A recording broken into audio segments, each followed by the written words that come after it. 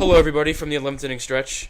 This is the off-season podcast number 2, 3, something like that, Alex. I'm not quite sure. I don't know. I've had such a busy schedule. Yeah, it's we haven't talked in a while. Either way, Yeah. a couple playoff series have wrapped up. The ALCS is almost wrapped up. The NLCS is going on as we speak. Game 3 is going on right now, and the score is 0-0 Cubs-Dodgers.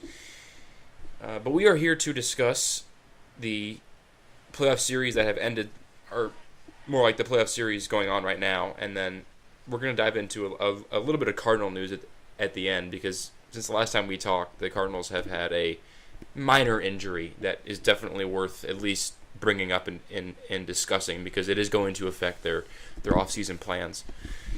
Well, and you say minor, and I think major injury. So I think it's minor depending on who they get back from injuries and how some of these other role players perform, but we'll get there.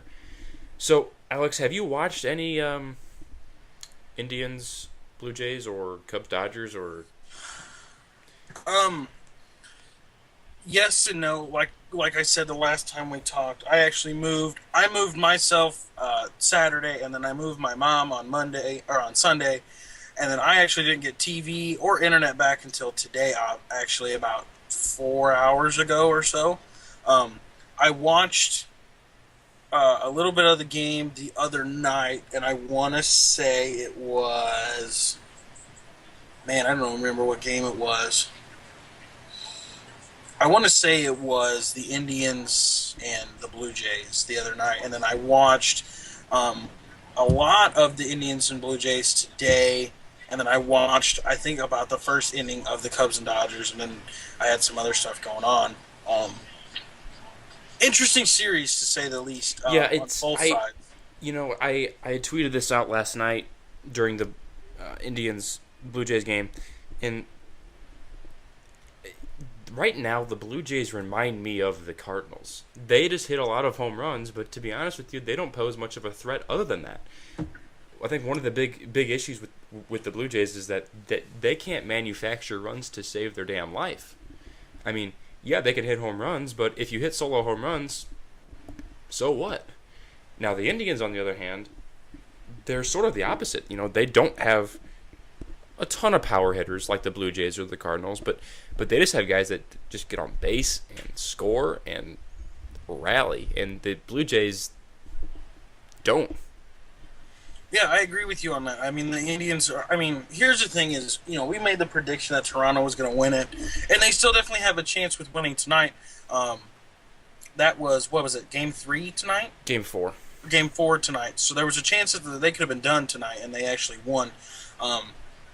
Here's the thing: is we made the prediction as to who we thought was the better team going in and who was going to win, and the Indians. I didn't try to cut them short with picking Toronto.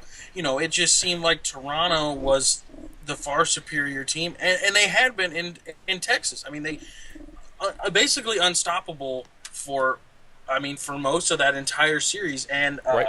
they come in and they run into the juggernaut of the Indians. Surprisingly, Part of the reason the Indians swept the Red Sox was, I'm not going to take anything away from their pitching, because they've shown in the DS and the CS now that they can pitch really just superbly well. But part of the reason that they swept the Red Sox was because the Red Sox offense didn't do anything. They went stone cold, and they have one of the best offenses in the league. And I think we've seen now that the pitching is not a fluke. It's by no means a fluke. Trevor Bauer and Kluber can pitch. Yeah, that's what it was. Never mind. I'm sorry. I watched the game. I watched the first couple innings of the game last night. Is what it was, not a couple days ago. Yeah, I watched the start of Trevor Bauer's start. Their pitching is. Terry Francona basically has been a genius in this entire postseason. Yeah, I want to get your thoughts on that real quick. I think we discussed this in our last podcast, but I want to talk about it again just because it's been so long. Do you agree with Francona's use of his bullpen? I would assume, pretty much everybody agrees with it, but Yeah, I mean it's winning ball games. Right, of I course. mean we kind of talked about it too because they used what was it, Miller, Allen, and I thought it was somebody else. They used them for a couple innings, Right. and we were like, man, how are they gonna, what are they gonna do, blah blah blah, and they shut that window down. I mean, it's one of those unwritten rules in baseball that a reliever can only go so many innings, and I think that that's false. And Andrew Miller blew that out of the water. He's pitching phenomenal. Here's the thing, though. I think a reliever can go so many innings during the regular season, and here's my question. This works in the playoffs, having these relievers and closers in sort of unconventional roles.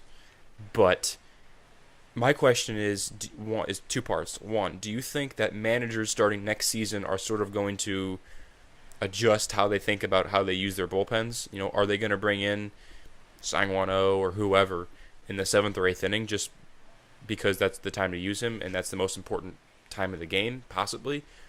And two,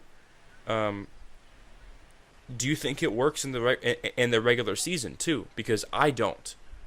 No. I want to get your thoughts first. I don't think that it works in the regular season because it's just 162 games. And here's the thing too: is I shouldn't say regular season. I think the majority of the regular season it does not work. I think if you're the Cardinals from this past year when you needed one game, I think then it matters because you're still technically in the regular season. I think it matters when your season's on the line. When the games really count. Yeah, when the games are really counting is when it matters. If you think Sang-Won-Oh is useful in the 7th inning and you have a backup plan, and you have a backup plan later in the season, when the games matter, and you have a backup plan to use as a closer in the 9th if it gets to that, then yes, go ahead. But what you just said, the middle of June, no. Sang-Won-Oh is your closer, and you don't bring anybody in the 9th inning other than Sang-Won-Oh, and you use somebody else in the 7th. That's exactly right. And I just fear that managers are going to possibly overthink it. And, for example, Craig Counsell for the Brewers is going to bring in Tyler Thornburg in the 8th inning and throw 30 pitches a night for the Brewers. No, I just don't think you should be doing that because you want to wear out somebody's arm really quickly. That's the way to do it. When the adrenaline's pumping in the playoffs, when you have a lot on the line, when it's all hands on deck, absolutely, I think it's the smart thing to do.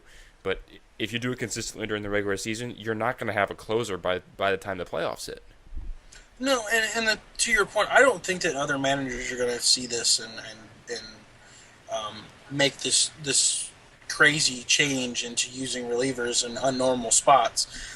Because we saw it a couple of years ago in 2011 when Tony La Russa was using the bullpen in different spots. Yeah. And it hasn't changed then, and I don't think it's going to change now. I think the teams around the league that aren't playing or the teams that still are playing realize that, hey, they're just trying to win ball games, and they're going to do anything that they have to do it. I don't think that it's going to change anything towards the regular season. You're not going to see Andrew Miller throw 4 innings and then come the next night and throw 2, and then come out the next night and throw an inning and 2/3. I mean, it's not going to happen. I think it's a great thing to do in the playoffs. I really do. And to Andrew Miller's credit, I don't know if anybody knows, but he is pitching like crazy. Unbelievable. Yeah. He's got his K per 9 is like 20 right now. I mean, it is.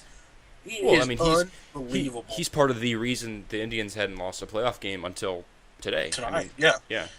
I mean, he's been nuts. I mean, the Toronto series has definitely thrown some loops in to kind of what we've kind of predicted, and it does that to all media. I'm sure that the majority of the media picked Toronto to win, or at the very least, if they picked Cleveland, they didn't think they would damn near sweep them. Yeah. So it's been a great series. Sort of wrapping this, at least the ALCS up. Do you think that the Indians are going to win? I mean, 3-1 series lead, one more game in Toronto, 2 more games in Cleveland if needed. You would safely assume that the Indians are probably going to get one of those, right? Yeah, but also what I'd like to say too, and this is what I said about the Red Sox, which could be the kiss to death, is I don't think Toronto's done. I don't think so. I think that they have a chance, and I'd like to see this series at least go 7 and take it to the deciding game 7. One of the worst things about the playoffs is if you have a series that a best of 7 series that only goes 4 or 5 games. I mean, you want to see a see a long series. These are probably, arguably, the two best teams in the league.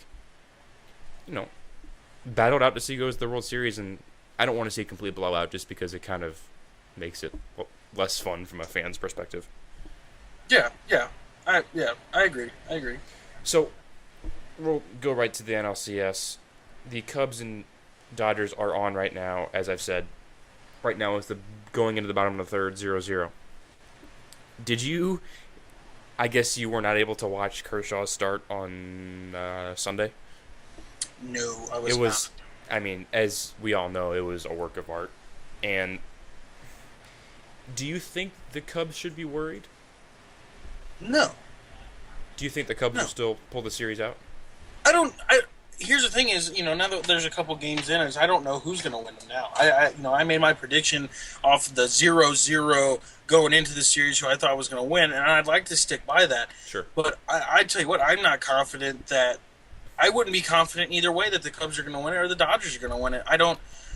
One team's going to come out of it and head to the World Series, and the thing is that the Cubs are still finding a way to be in games and still kind of in there with their 3, 4, and 5 hitters not hitting at all. Yeah, I saw a stat yesterday. Like Anthony Rizzo's hitting like 1 for 23 in the postseason. I mean, to be honest, at the start of play today, he was batting 0.43 for the playoffs. Actually, they're basically relying on Javier Baez. And he's doing the workload. Yeah. I mean, that's the thing where I was telling people, Javier Baez, he didn't start a whole lot of the games, but now he's getting that opportunity. And I'll tell you what, that Cubs front office is starting to rethink that whole signing Ben Zobrist to play the majority of second base because Javier Baez, and here's the thing, Javier Baez is so much quicker. He's got faster hands, more boom in his bat. I mean, he's got a lot of boom for as small as he is. And not to mention that he just plays with a ton of fun. Swagger, basically. Fun, yeah. And Ben Zobrist, nothing against Ben Zobrist, Mr. Consistency, basically. The way Javier Baez is playing right now, Ben Zobrist is playing the outfield tonight. Who's your second baseman of the future, Ben Zobrist or Javier Baez? That's a pretty obvious answer. It's Javier Here's the Baez. thing: if you let go of Javier Baez, there's a bunch of teams that are wanting to scoop him up about now. Every team should want to scoop him up. Yeah, except for maybe a guy who have like a Cano or Brian Dozier or whoever, or Pedroia. Yeah. It's just nuts. He's crazy good. I don't think Kershaw is going to do what he did against the Nationals and go on like 2 days of rest and close out games. I don't think it's going to happen. I think he'll pitch Game 5 or Game 6, and then that'll be the last we see of him. But it's all on the Dodgers role players pitching-wise. They have Rich Hill going tonight and Julio Urias going tomorrow. They have a 20-year-old starting Game 4. So, Alex, think about this. You have a kid our age starting against the Cubs in the NLCS. That's pretty ridiculous. So yeah, it's pretty nuts. It would behoove the Dodgers to win tonight. This podcast will be out tomorrow morning on Wednesday, but so you'll know the results by the time you listen to this podcast. But and speaking on that, I want to apologize for myself about the late podcast. Like I said, I've been busy, no internet. No nothing. I literally just got my little desk. I see how it is. My desk has been set up ready for internet to be here since Saturday. Like, I literally have been waiting for these guys to show up, and they showed up today. Got it all set up. Trust me, I did not want to put out a podcast this late, so I apologize on my behalf for that. Apologies accepted, I guess. Shut up, Paul. I'm doing my best. One of the things I think for the Dodgers, too, is Corey Seager's got to get going. Okay. He had those 2 home runs in the National Series, Game 1, Game 2. Since then, he's been a bump on a log. Oh, and real quick, speaking on that, the key player I said was going to be in this series as it was in the last series was Russell Martin. Dude, he's batting like 0.82 or 83 or something. He's not hitting. Like I said, they can't get on base. He's not hitting, and that's that. If he's hitting, that team is right, and they're not right because he's not hitting. Nobody's hitting. And I'd like to brag about before we go to the Cardinals, I want to brag about who we said players to watch for the Cubs series. We said Dexter Fowler, and when they scored their runs in, I think it was game. I think it was game one. I think it was game one. He got on base in like the first or second inning or whatever, and guess who came around to score? Dexter Fowler. I mean, it's. I just want to take that moment to congratulate ourselves on. Yeah, we said Dexter Fowler, and then I also said the Russell Martin thing. I mean, he's not hitting. Real quick, and before we go on the Cardinals thing, my last note on both series is this. So I watched the Toronto game today. I don't know if you caught the end of it or close to the end of it or whatever. So there was a runner on first and third, and Donaldson was up, and they intentionally who, by the way, has not hit at all. Okay, so get this though. They intentionally walk him for bases loaded. How many out? 0. Edwin Encarnacion is stepping to the plate. So do you think that was smart? Before I tell you what happened, do you think that was smart? No. Okay, because he hit. Donaldson hasn't been hitting crap this series. In the playoffs in general, he hasn't been doing anything. He's been great defensively. I've seen him make a couple of great defensive plays, but with the bat in his hands, he doesn't look any good. Encarnacion smacked a two-run single.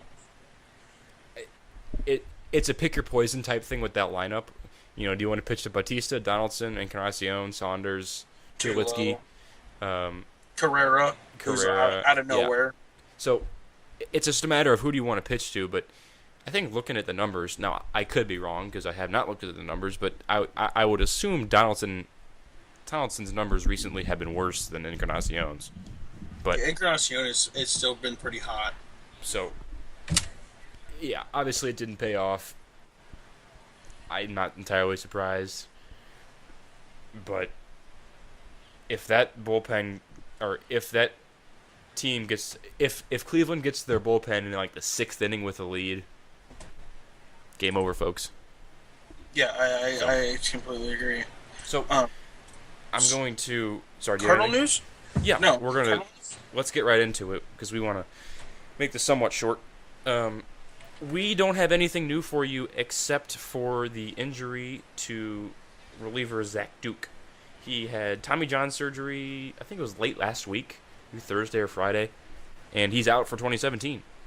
He was a solid reliever when he was with the Cardinals. He was great with the White Sox, pretty good with the Cardinals, and he's gone for 2017.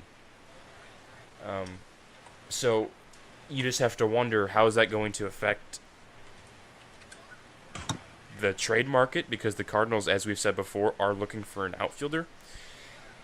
So maybe they can package a reliever in there. Or my thoughts, Alex, are what's going to happen with guys like Marco Gonzalez, Tim Cooney, Tyler Lyons back, and even Trevor Rosenthal.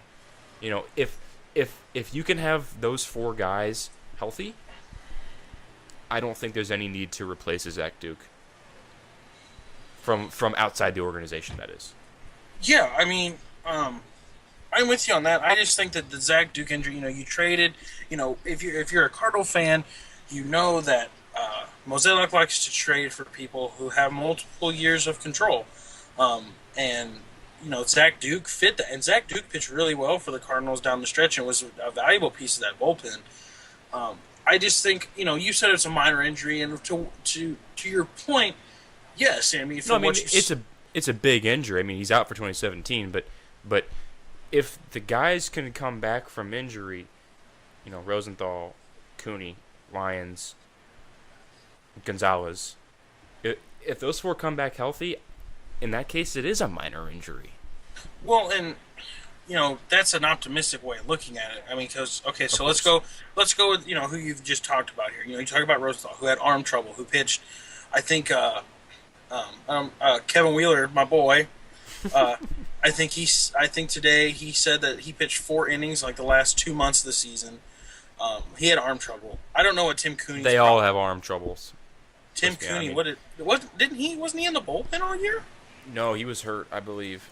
Who am I thinking of that was in the bullpen?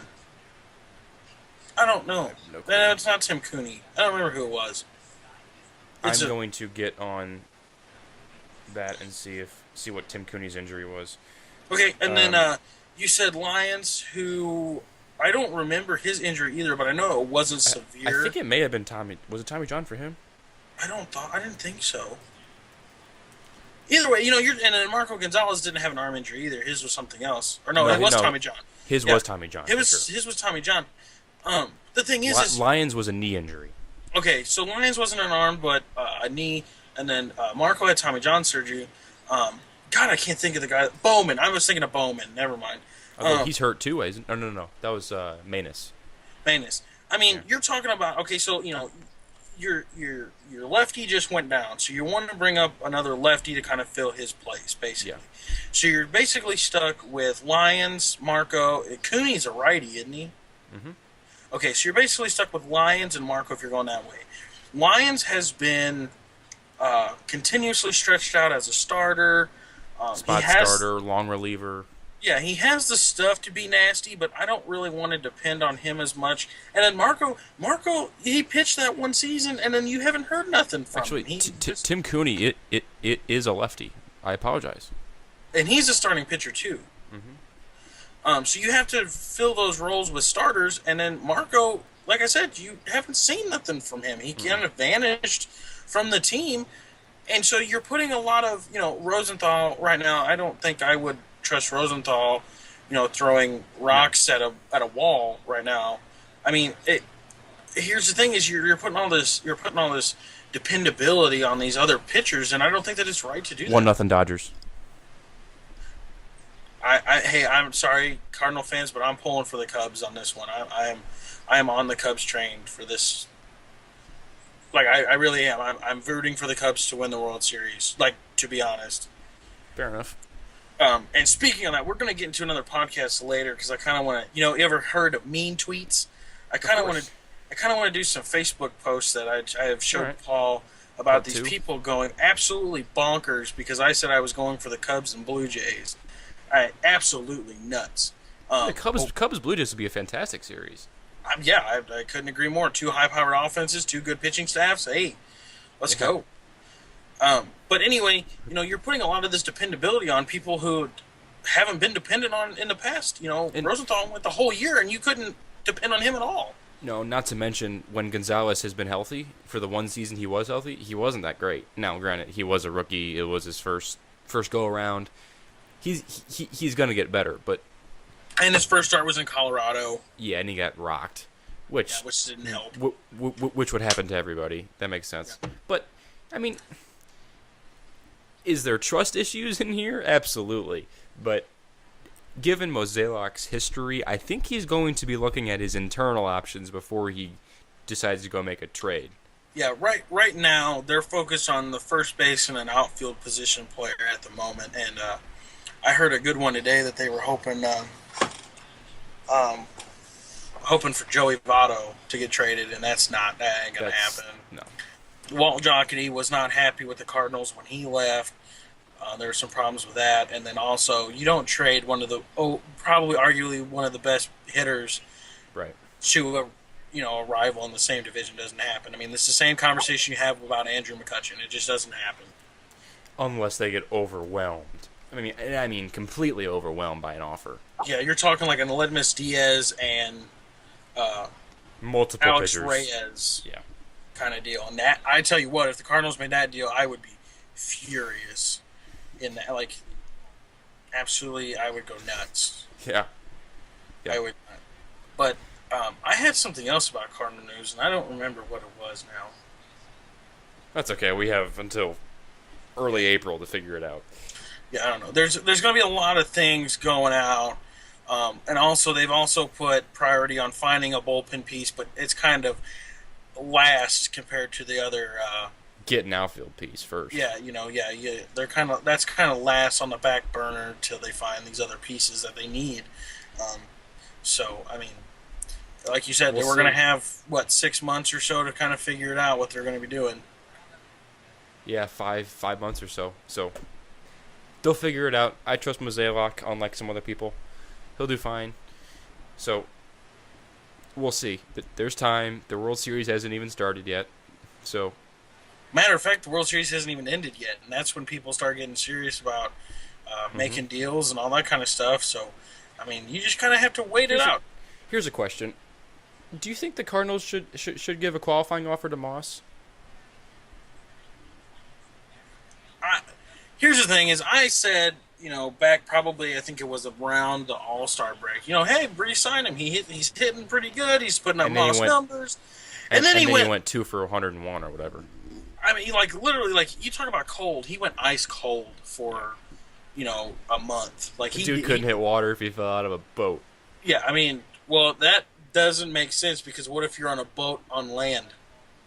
All right, I'm not going to get into philosophical arguments with you about boats. Yeah, that's what I thought. Okay, but here's the thing: is I like Moss. He's a clubhouse guy. We've seen what he can do when he's right, but we've also seen what he can do when he's not. I think that if you're going to re-sign him, if he ever gets to that point where he's not hitting, you pull him. I think now that you've seen it, you have to pull him. I think they do give him the qualifying offer, and if he takes it, okay, you put him on the bench like you did last season. If he doesn't take it, you get one more draft pick. Couldn't hurt. Yeah. I mean, I don't. How do I say this? I don't think he belongs on the team next year. But if he does, I'm not going to be sad about it because even he said last year that he's not an everyday player. He knows that. And when he was on his cold streak, he was playing every day because of the injury to Matt Holliday. I think if you can keep him on your bench or spot starts, I mean, why not have that power threat coming off your bench? Yeah, I agree. I mean, and if he can accept his role, then yeah, go ahead and issue that qualifying offer. But I don't think giving him a multi-year deal to come off the bench is a smart idea.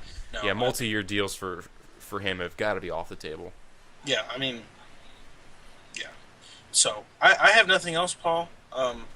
Like I said, sorry about the wait, guys. I kind of got busy and I had some family stuff going on and all that kind of good Must not stuff. be very important to you, Alex. That's what it is, Paul. You know that's what it is. Are you breaking up with me? Yes, I am. So, thank you guys for tuning in. Thank you guys for not getting all pissed off at us because we waited till Tuesday to shoot this thing and then Wednesday to put it out. And then continue to watch our series and give us your feedback. I'm still having fun. We're Had still here. had a little computer trouble with my desktop computer today, so I had to shoot it on the laptop. So, I'm doing anything I can to get these videos in. So, I appreciate it. Thank you guys very much. And as for Paul Epi, my name is Alex Schneider. This has been the 11th Stretch. Thank you guys for tuning in.